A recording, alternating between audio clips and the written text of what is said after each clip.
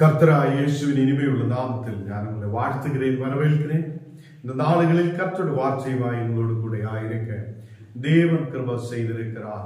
அவர் உண்மையான தேவனும் நம்மை ஆசீர்வதிக்கிறவருமாய் நம்மோடு கூட இருக்கிறார். யோவான் 15ஆம் அதிகாரம் അതിന്റെ 4ാമത്തെ വചനം. யோவான் 15ஆம் அதிகாரம் അതിന്റെ 4ാമത്തെ வசனம். என்னில் நிலைத்திருங்கள், நானும் உங்களில் நிலைத்திருப்பேன். கர்த்தராகிய இயேசு நம்மோடு சொல்லுவது, நாம் அவரில் நிலைத்திருக்கிற பிள்ளைகளாய் மாற்றப்பட வேண்டும். அநேகர் விசுவாசத்தில் கடந்து வருகிறார், அநேகர் இயேசுவை பின்பற்றுகிறார் என்று சொல்லி அநேகர் இயேசுவை பின்பற்றதுக்காக வருகிறார். அநேகர் என்ன சொல்லுகிறதுனா, நான் கடைசி வரையும் இயேசுவை நம்பிக்கை வைக்குவேன், அவருடைய மேல் விசுவாசம் வைக்குவேன், அவரை ஆராதிப்பேன் என்றெல்லாம் சொல்லி அநேகர் முன்னாடி வரும்.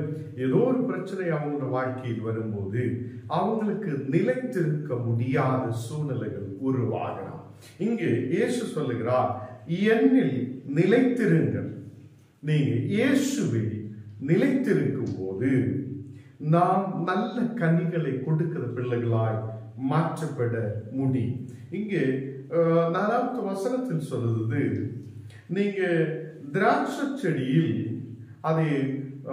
அதில் நீங்க திராட்சை கொடியில் நீங்க இணையாது விட்டால் உங்களாலே பலத்தை கொடுக்க முடியாதவர்.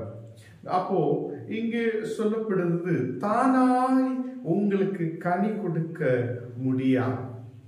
நீங்க அந்த திராட்சை கொடியானது அந்த திராட்சை செடியில் நீங்க இணைக்கப்படாதிருந்தால், அந்த கொடியானது திராட்சை செடியிலே அதிலே நிலைத்திருக்காமல் இருந்தால் அந்த கொடி பலத்தை கொடுக்க முடியாது இருக்கும். அப்போ நாம் அந்த திராட்சை செடியில் கொடிகளாய் இணைக்கப்பட்டிருக்கிறார்.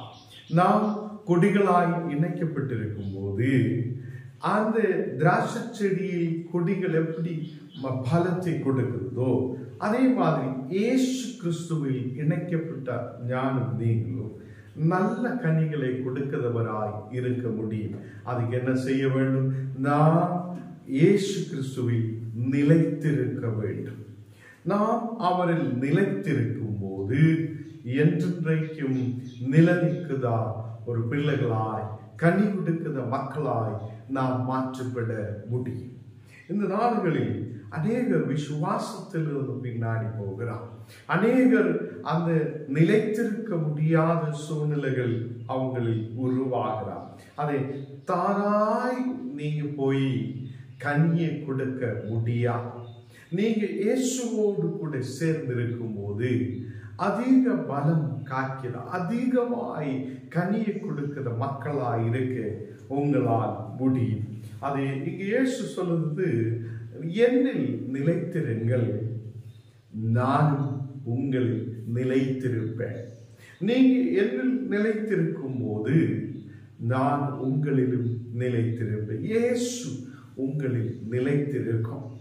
அவர் உங்களை கனி உள்ள ஒரு கொடியாய் மாற்றும்.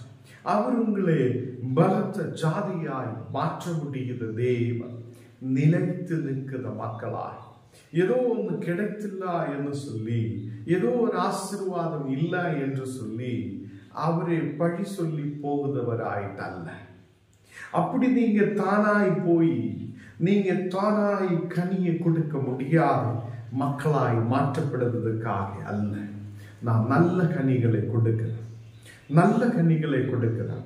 அந்த திராட்சை செடியில் இணைக்கப்பட்ட அந்த நல்ல கொடியை போல நாம் மாற்றப்பட வேண்டும். கர்த்தருடைய பிள்ளைகளே, இந்த நாடுகளில் இயேசுவோடு கூட இணைக்கப்பட்ட ஒரு நல்ல கொடியாய் நாம் ஆயிருக்கட்டும். அந்த இயேசுவோடு கூட இணைக்கப்படும் போது அந்த கொடி நல்ல நிலையில் அதை கனியை கொடுக்கிறதாய் மாற்றப்படும். நீங்களும் என்னில் நிலைத்திராவிட்டால் கனி கொடுக்க மாட்டீர்கள். இங்கே வசனத்தில் சொல்லுது, நீங்க என்னில் நிலைத்திருக்காவிட்டால் நீங்க கனி கொடுக்க மாட்டீர்கள். அப்போ கனியை கொடுக்கணும் என்றால் இயேசுவில் நிலைத்திருக்கிறார். அதாவது இன்னைக்கு இருக்கிற பிள்ளைகளாய் அல்ல, என்றென்றைக்கும் நிலைத்து நிற்கிற இயேசுவில் நிலைத்து நிற்கிற பிள்ளைகளாய் நாம் மாற்றப்படும் போது நாம் நல்ல கனிகளை கொடுக்க முடியும். அதை திராட்சை செடி நாம் பார்க்கும்போது அதில் அநேகம் கிளைகள் இருக்கும், அநேகம் கொடிகள் அதில் இருக்கும். அது வளர்றதுக்கான அதே உணவையும் தண்ணீரையும் அதுக்கு தேவையான சத்துக்களையும் இந்த செடி அதுக்கு கொடுத்துட்டே இருக்கும். அது நல்ல கனி ஒரு நாள் கொடுக்குத நல்ல கொடியாய் மாற்றப்படும். இந்த நாடுகளில் நாம் இயேசுவோடு சேர்ந்து இருக்கும் போது நமக்கு தேவையானதை எல்லாம் கொடுத்து நம்மை வளர வைக்க இயேசு உண்மை உள்ளவராய் இருக்கிறார். அவர் நல்ல தகப்பனாய் இருக்கிறார். நமக்கு தேவையானதை கொடுக்க, நம்மை வளர்வதற்கான வழிகளை அவர் ஆயத்தம் பண்ணுவார். இது நாம் விசுவசித்து முன்னாடி போகும்போது நமக்கு நல்ல கனி உள்ளவராய் மாற்றப்பட முடியும். அதை எண்ணி நிலைத்திருங்கள். நான் இன்னைக்கு அதை ஒரு நல்ல ஒரு தீர்மானம் எடுக்கட்டும். நான் கர்த்தரில் நிலைத்திருக்க விரும்புகிறேன். இயேசுவில் நிலைத்திருக்கும் போது அவர் இன்றைக்கு நாம் இருக்கிற மாதிரி அல்ல, அவர் நம்மை வளர வைத்து நல்ல கனிகள் உள்ள அதை கொடிகளாய் கர்த்தர் நம்மை மாற்றுவார். 5வது வசனம் வாசிக்கும் போது, நானே திராட்சை செடி, நீங்கள் கொடிகள். ஒருவன் என்னிலும் நான் அவனிலும் நிலைத்திருந்தால் அவன் மிகுந்த கனிகளை கொடுப்பான். ஒருவன் என்னிலும் நான் அவனிலும் நிலைத்திருந்தால் அவன் மிகுந்த கனிகளை கொடுப்பதவனாய் மாற்றப்படுவார்கள். நானே திராட்சை செடி, நீங்கள் கொடிகளில். ஒருவன் என்னிலும் நான் அவனிலும் நிலைத்திருந்தால் அவன் மிகுந்த கனியை கொடுப்பார். இந்த நாடுகளில் கர்த்தர் பிள்ளைகளை நாம் இயேசுவில் நிலைத்திருக்கிற பிள்ளைகளாய் மாற்றப்படும் போது நம்ம மிகுந்த கனி உருவாகும். நாம் மிகுந்த கனிகள் உள்ளவராய் மாற்றப்படும். இந்த நாடுகளில் கர்த்தர் பிள்ளைகளை, நானே திராட்சை செடி என்று சொல்லிய தேவன், நீங்கள் கொடிகள் என்று சொல்லிய தேவன், அவர் இன்றைக்கு உயிரோடு இருக்கிறார். அதே நாம் அந்த திராட்சை செடியான இயேசுவில் நாம் கொடிகளாய் இணைக்கப்பட வேண்டும். இந்த நாடுகளில் நாம் அதில் இணைக்கப்படும் போது நாம் மிகுந்த கனிகளை கொடுக்கிறவராய் கர்த்தர் நம்மை மாற்றுவார். நானே போய் கனிகளை கொடுக்க முடியாது. நாம் தனிமையாய் நின்று கனிகளை கொடுக்க முடியாது. நாம் கர்த்தரோடு கூட இணைக்கப்படும் போது மிகுந்த கனிகள் உள்ளவராய் நாம் மாற்றப்பட முடியும். இந்த புது வருஷங்களில் கர்த்தர் நம்மை மிகுந்த கனி உள்ளவராய் மாற்றணும் என்றால் நாம் இயேசுவில் நிலைத்திருக்க வேண்டும். நாம் இயேசுவில் நிலைத்திருக்க வேண்டும். அதை அவருடைய விசுவாசத்தில் நாம் நிலைத்து நிற்க கர்த்தர் நமக்கு கிருபையை செய்வார். அதை இங்கே 5வது வசனத்தில் நாம் கீழே வாசிக்கும் போது, என்னை அல்லாமல் உங்களால் ஒன்றும் செய்யக்கூடாது, அதை கர்த்தர் இல்லாது நாம் எதுவுமே செய்ய முடியாது இருக்கு. நாம் அதை கீழே விழுத சூழ்நிலைகளில் முன்னாடி போக முடியாது நிற்கிற சூழ்நிலை, அதை அநேகர் முன்னாடி எப்படி வாழ்க்கை கொண்டு போகணும் என்று யோசித்திருக்கிற சூழ்நிலை, அதை இயேசு உங்களை நடத்துதவர் என்று விசுவசிக்கட்டும். அவர் உங்களை முன்னாடி நடத்துவார். அதுக்கு என்ன செய்ய வேண்டும்? அவரில் நிலைத்திருக்க வேண்டும்.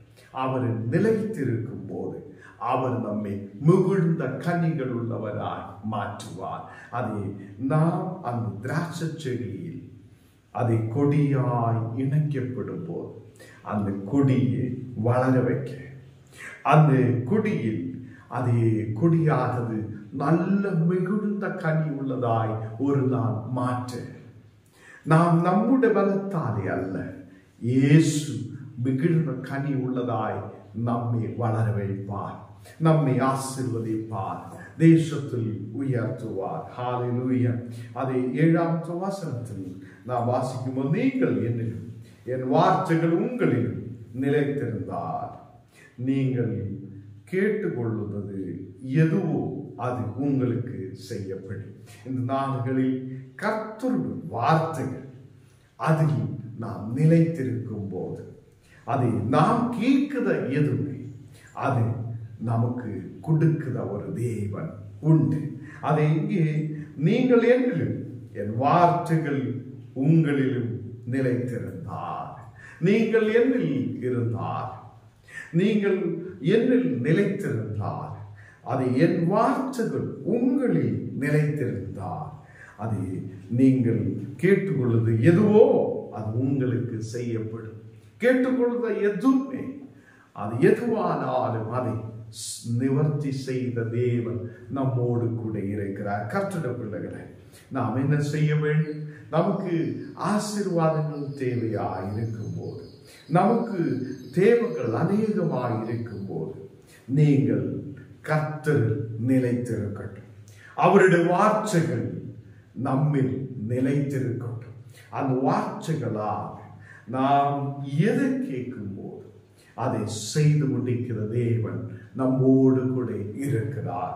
ஹalleluya. நாம் கர்த்தரில் நிலைத்திருக்கிறவர்களாய் இருக்கட்டும், நாம் கர்த்தரில் இருக்கட்டும். அவருடைய வார்த்தைகள் நமக்கு, நாம் அவருடைய வார்த்தைகள் நிலைத்திருக்கிறவர்களாய் மாற்றப்படட்டும். அந்த வார்த்தைகளால் நமக்கு கர்த்தர் அதை நாம் கேட்கிறது எதுவும் அதை கொடுக்க வல்லமை உள்ளவராய் இருக்கிறார். 1வது வசனம் நாம் வாசிக்கும் போது, யோவான் 15:1 நாம் வாசிக்கும், நான் மெய்யான திராட்சை செடி, என் பிதா திராட்சை தோட்டக்காரர். இந்த நாங்கள் மெய்யான ஒரு திராட்சை அதை செடியின் பக்கத்தில் நாம் வந்திருக்கிறோம். அவர் நம்மை நிலைத்து நிற்க செய்த தேவன். நாம் அந்த திராட்சை செடியோடு கூட சேர்ந்து நிற்கட்டும். ஒரு நாளைக்காக அல்ல, இது ஒரு மாதத்துக்காக அல்ல, ஒரு வருஷத்துக்காக அல்ல, என்றென்றைக்கும் அவரோடு நிலைத்திருக்கிற மக்களால் நாம் மாற்றப்படட்டும். அவர் நம்மை வளர வைப்பார். அவர் நம்மை அதை நல்ல மிகுந்த கனி உள்ளதாய் அவர் நம்மை மாற்றுவார் என்ற விசுவாசத்தோடு அவரோடு கூட சேர்ந்து நிற்கட்டும். ஏன் நாம் அவரோடு கூட சேர்ந்து நிற்கணும்? அவரே மெய்யான திராட்சை செடி, என் பிதா திராட்சை தோட்டக்காரர். அதை என்னில் கனி கொடுக்கிறத கொடி எதுவோ அதை அவர் அறுத்து போடுகிறார்.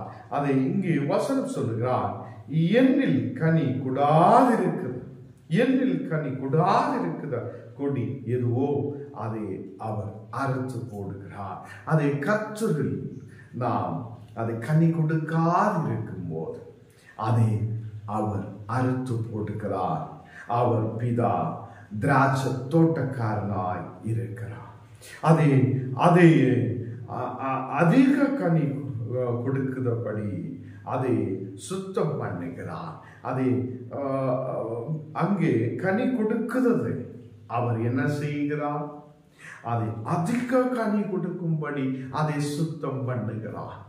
நம்மை சுத்திகரிக்கிறார், நம்மை பரிசுத்தப்படுத்துகிறார். ஒரு தேவன் நம்மோடு கூட இருக்கிறார். கனி கொடுக்காதிருக்கிறதே அவர் அதை அறுத்து போடுகிறார். கனி கொடுக்கிறதே அவர் இனியும் மிகுந்த கனி கொடுக்கிறதுக்காக அதை சுத்தம் பண்ணுகிறார். இந்த நாடுகளில் நம்மை சுத்திகரித்து நம்மை பரிசுத்தப்படுத்தி மிகுந்த கனி உள்ளதாய் மாற்றுதார் ஒரு தேவன் நம்மோடு கூட இருக்கிறார். கர்த்தர் பிள்ளைகளை, இந்த நாடுகளில் நாம் மிகுந்த கனி கொடுக்கிறதுக்காக தேவன் நம்மை சுத்திகரித்து பரிசுத்தம் உள்ளவராய் மாற்றி நம்மை மிகுந்த கனி உள்ளதாய் மாற்ற அவர் நம்மை இயேசுவோடு கூட நிலைத்து நிற்க செய்கிறார். இயேசு நம்மில் நிலைத்திருக்கிறார். இந்த நாள்களில் காலை வேளையில் நாம் யோசிக்கட்டும், நாம் கர்த்தரில் நிலைத்திருக்கிறதோ? அது ஆசீர்வாதம் இல்லை என்று சொல்லி, இந்த வருஷம் எதுவுமே கிடைக்கல என்று சொல்லி நாம் தூரமாய் போயிருக்கிறோம். நாம் தூரமாய் போயா நம்மால மட்டும் எதுவுமே செய்ய முடியாது. நம்மால மட்டும் அதை கனியை கொடுக்க முடியாது. நீங்க ஒரு கொடியை போல இருக்கிறார். அந்த கொடி தனிமையாய் போய் எதுவும் செய்ய முடியாது. இங்கே 3வது வசனத்தில் சொல்லுகிறார், நான் உங்களுக்கு கொடுத்த உபதேசத்தினாலே நீங்கள் இப்போ சுத்தமுள்ளவராய் இருக்கிறார்.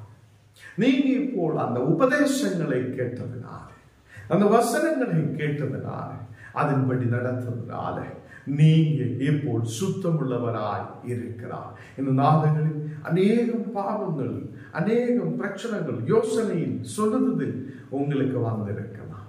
இயேசு அதை சுத்தம் பண்ணி நம்மை பரிசுத்தப்படுத்தி இனி அந்த வழிக்கு போகாதபடி அவர் நம்மை நடத்துபவராய் இருக்கிறார். நாம் கர்த்தரில் நிலைத்திருக்கிற மக்களாய் இருக்கட்டும். நாம் கர்த்தரில் நிலைத்திருக்கும் போது கர்த்தர் நம்மை அதிக கனி உள்ளவராய், மிகுந்த கனி உள்ளவராய் அவர் மாற்றுவார். நாம் இயேசுவில் நிலைத்திருக்கட்டும். அவர் நம்மில் நிலைத்திருப்பார். நாம் அப்பொழுதே நல்ல கனி உள்ளவராய் மாற்றப்பட முடியும். அதை ஆண்டவரே, ஏன் நான் கனி இல்லாதவராய் இருக்கிறேன்? ஏன் இவ்வளவு பிரச்சனை? ஏன் இவ்வளவு என்னுடைய வாழ்க்கையில் இருக்கிறார் என்று சொல்லியா நாம் யோசிக்கட்டும். நாம் ஆண்டவரில் தூரமாய் இருக்கிறோம். ஆண்டவரே, நான் உம்முடைய பக்கத்தில் கடந்து வருகிறேன், உம்முடைய பக்கத்திலே வருகிறேன், என்னை கனி உள்ளவராய் மாற்றும். அதே மாதிரி ஆண்டவர் வார்த்தைகள் நம்மை நிலைத்திருக்க செய்கிறார். ஆண்டவர் வார்த்தைகள் நம்மை கர்த்தர் நிலைத்திருக்க செய்த அதை பலமுள்ள வார்த்தையாய் இருக்கிறார். இந்த நாடுகளில் கர்த்தருடைய வார்த்தைகளை கேட்டு அதன்படியே நடக்க நமக்கு கர்த்தர் கிருபை செய்வார். ஹல்லேலூயா. அதை என்னில் நிலைத்திருங்கள், நானும் உங்களில் நிலைத்திருப்பார். கர்த்தரில் நிலைத்திருக்கிற பிள்ளைகளாய், கர்த்தரில் நிலைத்திருக்கிற பிள்ளைகளாய் நாம் மாற்றப்பட வேண்டும்.